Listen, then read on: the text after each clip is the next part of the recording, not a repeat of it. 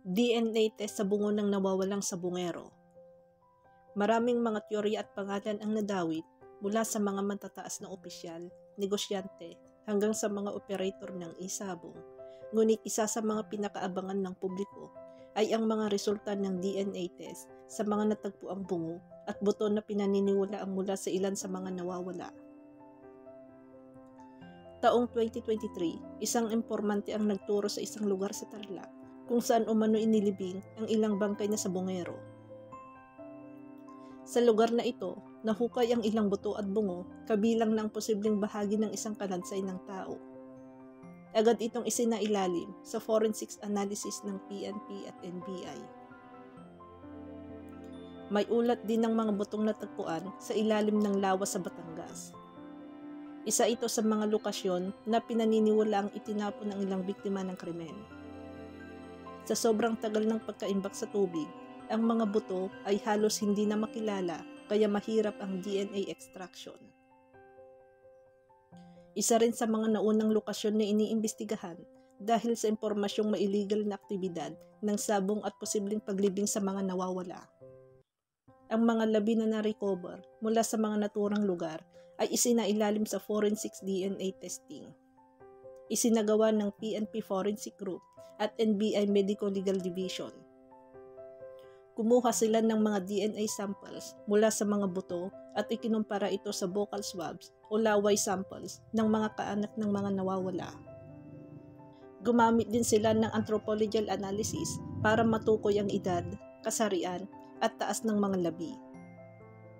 Nakita ng ilan sa mga labi ay galing sa lalaking nasa edad na 30 hanggang 40 pataas. Tumutugma sa profile ng ilan sa mga nawawalang sabungero.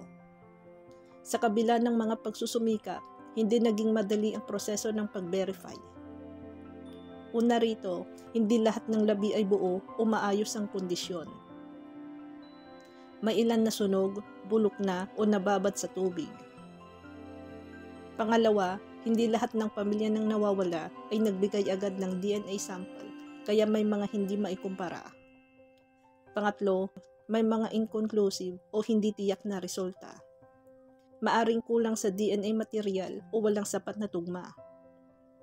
Sa ngayon, wala pang opisyal na pahayag mula sa PNP o DOJ na nagsasabing positibo ang DNA match sa alinmang buto ng mga nawawalang sabungero.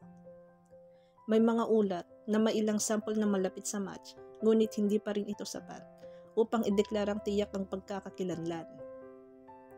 Ayon sa mga opisyal, patuloy pa rin ang investigasyon at hinihintay ang kumpirmadong resulta ng forensic DNA testing upang matukoy kung ang mga labi ay tunay na kabilang sa mga nawawalang individual. Ang mga kaanak ng mga nawawala ay hindi na mapakali sa tagal ng proseso. Marami sa kanila ang nagpapahayag ng galit at pagkadismaya sa kabagalan ng investigasyon. May ilan na naniniwalang pinapatagal ito upang mailigaw ang atensyon ng publiko, habang may iba naman na patuloy na umaasa na may makikitang hustisya.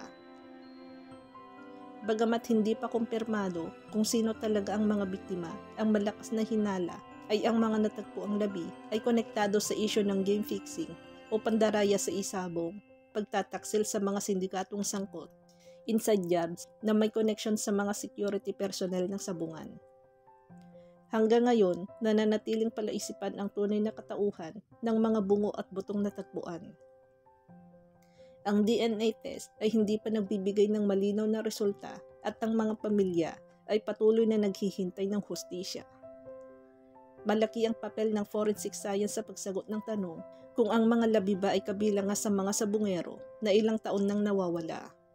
Pero sa ngayon, wala pa rin kumpirmadong DNA match ang naibabalita sa publiko.